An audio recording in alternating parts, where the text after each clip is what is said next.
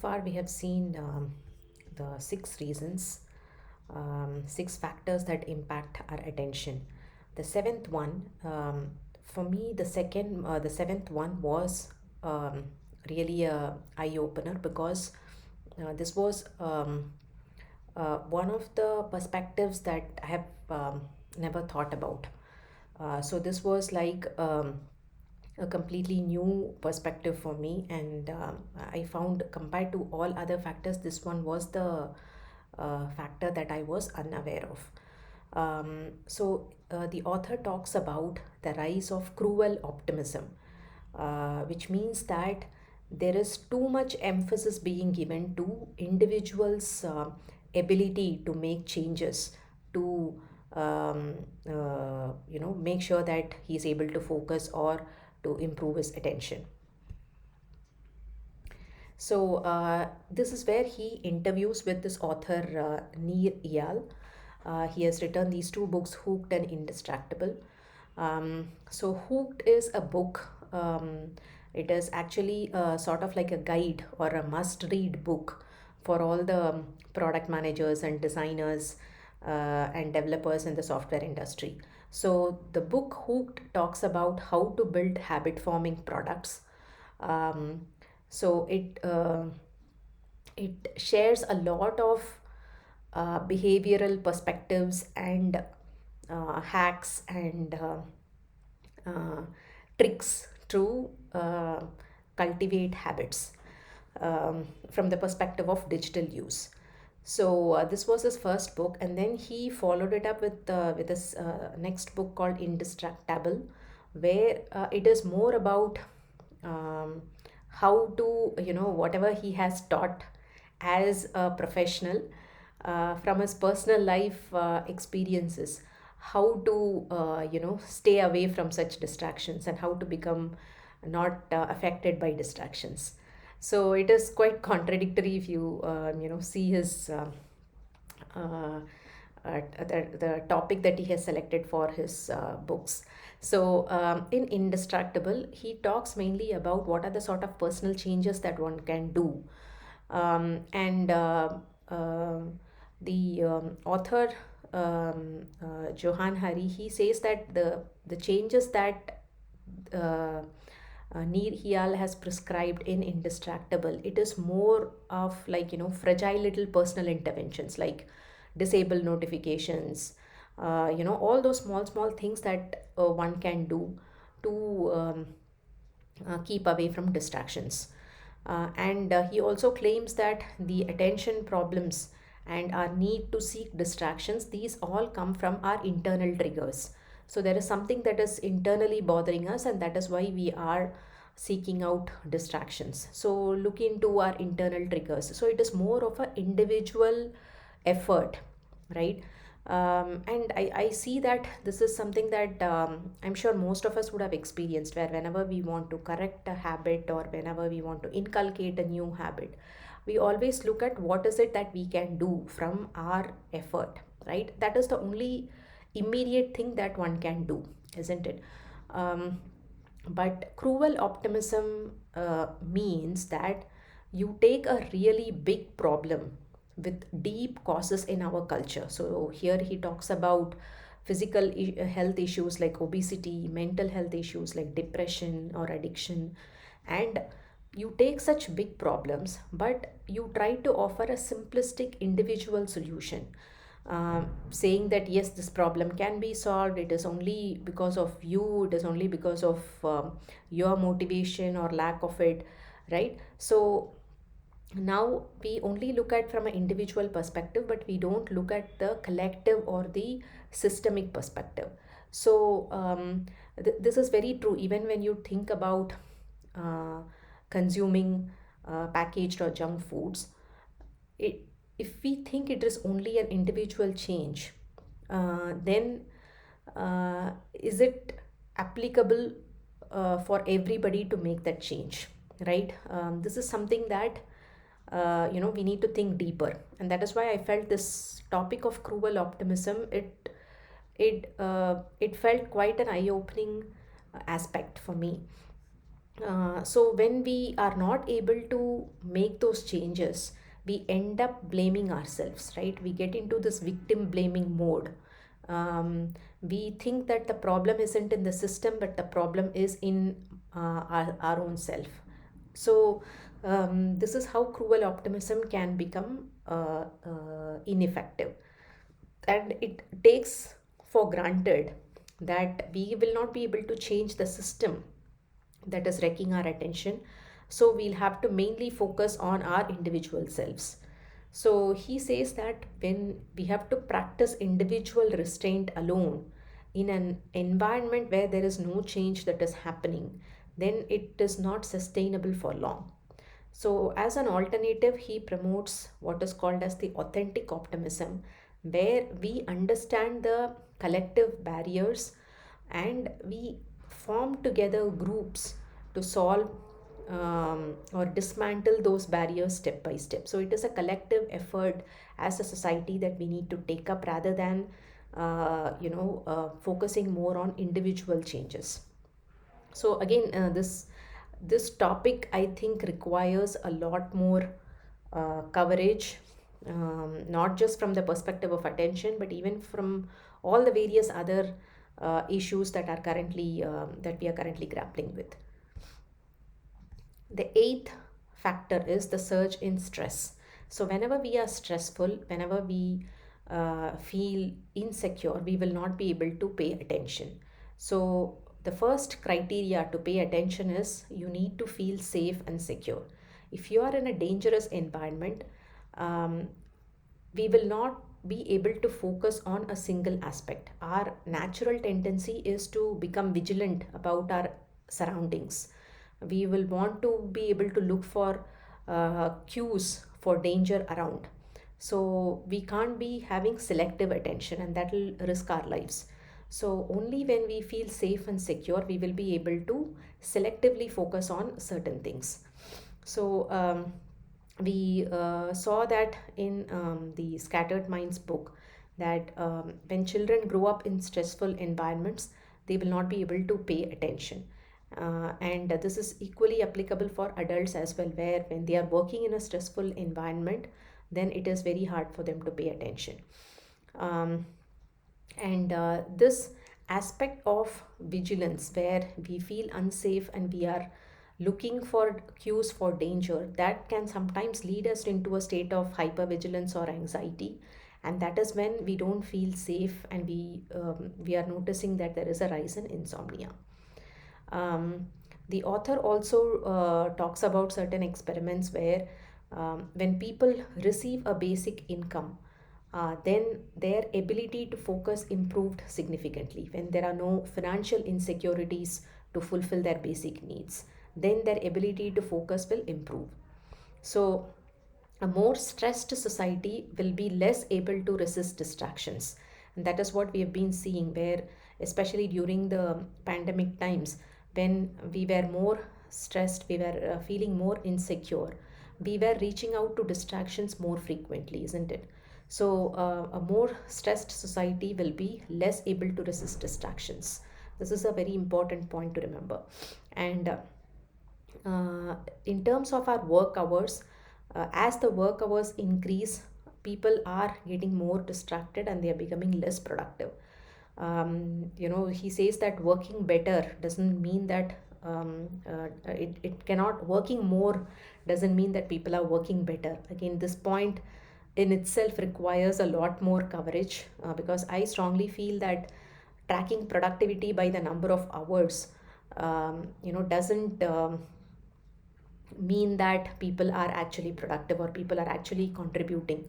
So and this point about how we have built our identities around working to the point of exhaustion, and we call this as success. And in a culture built on ever increasing speed, slowing down is hard, and most of us will feel guilty about doing it.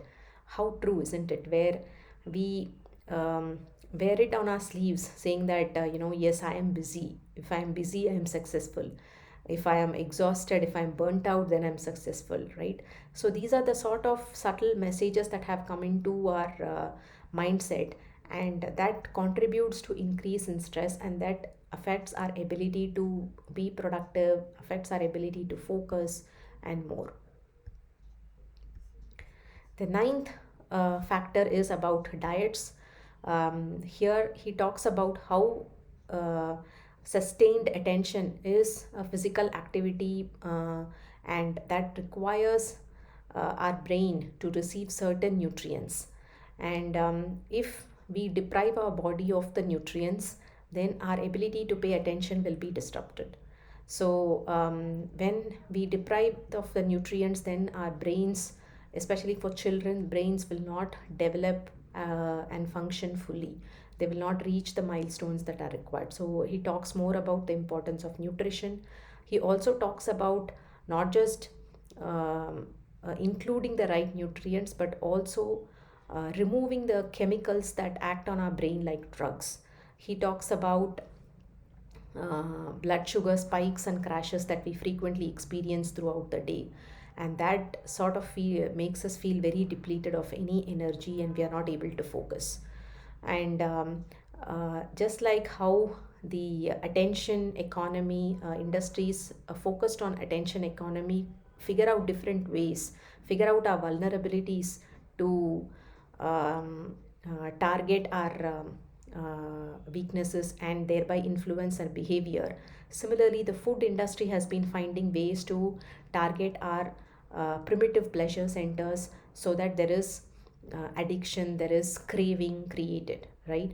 So, this particular field is called as nutritional psychiatry, where um, experts research on the connection between the foods we eat and the psychological challenges that we face. What is the connection between nutrition and psychiatry? So, focusing on our diets, feeding the right nutrients, and also ensuring that there are no frequent blood sugar spikes and crashes. So, these are a couple of aspects to consider. Next is the rise in pollution. Just by living in a polluted city, that in itself is a factor that will impact our attention. How the all the chemicals that we are breathing in, it leads to damage to the nerve cells, and the longer that we are exposed to pollution, the higher the chances of brain degeneration, especially dementia. And um, pollutants and things like lead, they severely affect our ability to focus and pay attention. So you might have come across lead free paints that are now being used, but there are other factors, other um, sources as well. So, like pesticides, cosmetics, BPA, all these are endocrine disruptors, and they also impact our attention. So, here again, he reinforces this cruel optimism point, where he says that we live in an extremely individualistic culture where we are constantly pushed to see our problems as individual failings and to seek out individual solutions. So, if the air is polluted, if there are pesticides being used in our foods, then if there are harmful chemicals used in cosmetics, then the changes that an individual can do, can only take us to a certain distance, right? But we need to work on this problem as a collective, and that is again, explained in the subsequent chapters as well. We spoke about attention deficit disorder in scattered minds. Again, here the author talks about certain aspects related to medication. So he says that the market for the prescribing stimulants is now about $10 billion. And he spoke with Nicholas Dodman. He's a veterinary specialist, and this particular chapter was super informative. I found this particular chapter was very, very interesting, where um, Nicholas Dodman, he is considered as the Pied Piper of drugging animals for psychiatric problems, So his first experience was treating a horse whose name was Poker.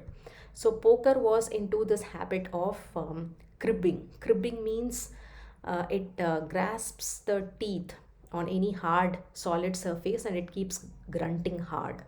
Okay, so this is a compulsive behavior. And when this horse Poker was brought to Nicholas for treatment, he observed that because horses are shut away in stalls for most of the day, and their natural habitat, their natural way of living is at least 60% of their time is spent grazing. And because they are prevented from their natural behaviors, they end up getting into these compulsive behaviors. And he started to treat this horse using a drug that is normally given to humans for behavioral problems. So, and they noticed that immediately the behavior of the horse changed. So, this was um, the moment he realized that many of these psychiatric problems of animals can be treated through drugs, many of these compulsive behaviors. And in this interview, they discuss about how nearly half of all the zoos they give psychiatric drugs to animals because of reasons. Because of one is result of domestication. The animals are being kept in a cage for a long time. They are taken out of their natural habitats and now they are kept in unnatural conditions. um, so what they experience is called as the frustrated biological objectives, which means that their biological objectives have been thwarted and they feel that pressure. So they end up in a condition called zoocosis, which is the mental state that animals often develop, that frustration when they are caged. So the author says that the long term solution should be to, shut down all the zoos and let all the animals live in an environment that is compatible with their nature. But since this is like, highly impossible, he says that drugging them to make sure that they don't exhibit such compulsive behaviors is the, solution possible now. So the author, he says that from his perspective, he says that we need to hear the animal's distress, not suppress it by giving such drugs. So he says that we are taking a dysfunctional environment for granted and assume that all we can do is try to adapt to it and take the edge off by using medications. So this is, very similar to what um, children are being um, treated with by giving medications as the, first solution whenever a child is diagnosed with ADD or ADHD. So if you see very similar situation our children also go through, where there is less space for them to run around freely, they are away from nature, the school routine is in enclosed spaces, their diets have changed, they are not aligned with what our body is able to digest. So many environmental factors have come into play. And not just that, even in terms of um, this is again discussed elaborately in Scattered Minds, where the child, whenever the child feels upset or angry, the child needs an adult to soothe and to feel to calm herself. Whereas and as they grow up, they learn that ability to calm themselves. But currently, because of parents busy schedules, the stressed out parents, they find it harder to calm their children. And parents are overwhelmed with their life circumstances and they are not able to provide a calm environment for their children. And for parents, there is lack of social support available to help them in raising the child. So all these factors put together, it's forcing more and more families to get into a medication prescription for kids. And there are many risks associated when such stimulants are being given to kids. First is it stunts a child's growth. It increases the risk of getting into heart problems. And the in one of the interviews, the medical professional, he says that we simply don't know the long term effects of these drugs. right? And also, as once they start off in small doses, the children develop tolerance for these drugs and the body gets used to it, and then for the same effect they have to now increase the dose, and then it keeps on increasing till reaching a point where they hit the maximum dose allowed for the kid. And in this process it also impacts their sleep. There are various other issues that also get affected. So again, as we discussed, it's not about the genes. um, it's not a genetic disorder. Genes aren't destiny, rather they affect the probability. And um, such genes are turned on or off in response to the environmental input. um, so what we are doing is that let's placate them with medication so that they can cope with the damaging environment we have created. That is how we are, looking at medications, which is the unfortunate, sad reality. Finally, he talks about confinement of children both physically and psychologically. So he talks about how childhood used to be a few decades back, where children ran around freely without any parental supervision. They would only return home to eat their meals and to sleep. This is how my childhood was. But now, the current generation, their childhood happens mostly behind closed doors, and even when they get to play, it is more of an organized play, or classes, sports related classes, or they end up playing on screens. Exercise, physical activity, movement, play, all this have a direct correlation to attention. And when that free play is being deprived, what happens is that children lose out on many benefits of play. So play helps children to think about problems and creatively find out solutions. Play helps in social bonds. They are able to learn skills whenever there is unexpected that happens, and how to cope up with them. It improves their learning ability. There are so many benefits of engaging in play, which our children are being deprived of. There are two important aspects for attention. The first is intrinsic motivation. So, when a child feels intrinsically motivated, then he or she will be able to focus on a particular activity and perform better at it. So, only when they find something that is meaningful to them, they will be able to focus and pay attention. But in today's times, children are not getting any time to find meaning. They are not able to explore and understand what it is that they find more meaningful for themselves. The second is mastery. So when a child feels that he or she is good at something, they'll be able to focus on it much better. Whereas if they know that they are not good at something, they feel incompetent, then their attention will naturally shrivel. So, mastery is a very important aspect that would help the child feel more focused. So, there are various other aspects that are discussed pertaining to children. I've just taken a few of the important pointers here. So in conclusion, so after going through all these 12 factors, the author has concluded with a very interesting concept, where while he was discussing with this former Google strategist James Williams, they talk about three forms of attention. So the first one is spotlight.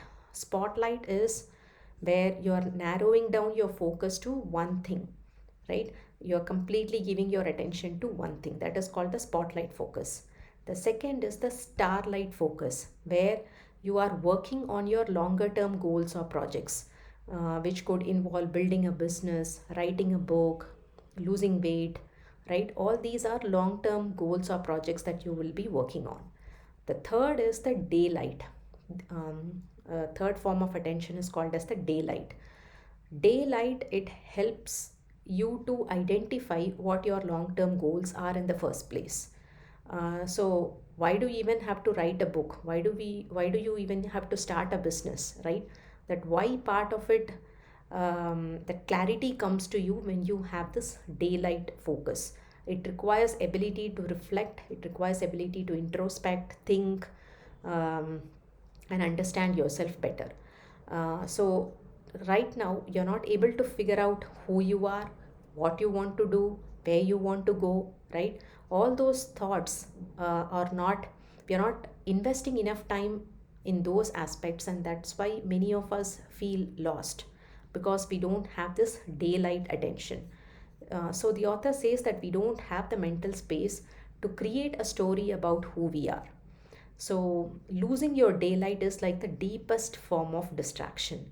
And this is, something very important. Whenever we think about attention or focus, we only think about the spotlight focus, right? Where we are sitting and working on something.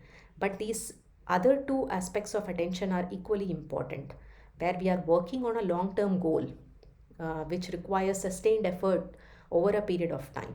And the third is identifying why we want to engage in those long term goals. So he says that you can only find your starlight and daylight if you have sustained periods of reflection, mind wandering, and deep thought.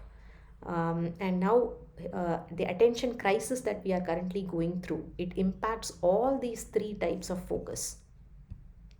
And during this discussion, the author figures out that there is actually a fourth form of attention, which he calls it as the stadium light, where here he talks about relationships, where relationships, working together as a collective, listening to others, um, seeing each other's perspectives, working together uh, for a common goal, right? He gives an example of addressing climate change crisis, right? This requires group of people coming together and working towards a common goal. So this is the stadium light form of attention, so which is again missing. So he says that the pandemic has brought down our focus and attention even lower. We are stuck in our apartments with almost nothing but internet and cell phones. And you might have also noticed that in those 3 years there is like a steep increase in the number of content creators, number of YouTube channels, and our own watch time went up, right? Stress shatters attention, and at that time we were all very stressed. So we need to think about um, what is not just our individual effort, what is the environment we are in. So your individual efforts to improve your attention can be dwarfed by an environment full of things that wreck it. So again, he goes back to that point on the cruel optimism. He talks about how the current economy is built on attention. He says that in the absence of new markets, it has to get you and me to do more and more in the same amount of time. So what it does is that the consistent expectation of growth, it has pushed humans beyond the limits of our minds, and it has also pushed the planet beyond its ecological limits, right? So both are sort of interlinked. So he says that we can only solve the climate crisis if we solve our attention crisis. If we don't solve our attention crisis, we will all be distracted, we will all be bogged down by things that are happening. We'll only be passively receiving information from all the different distractions and sources, but we will not be able to come together and solve the climate crisis. He says that at the end, our attention is like a kind of light. It helps us to clarify the world and makes it visible to us. And that light needs to shine. And if it is not there, then yeah, we will end up in darkness. So that is how the author has concluded this book, showcasing the importance of attention and the various factors that disrupt our focus and attention. I hope this was helpful. Do introspect on these 12 factors and think about those factors that are um, uh, interrupting your focus and attention the most. Which ones would you call as the factors that you need to work on? Um, Thanks for listening this far. Hope this was helpful.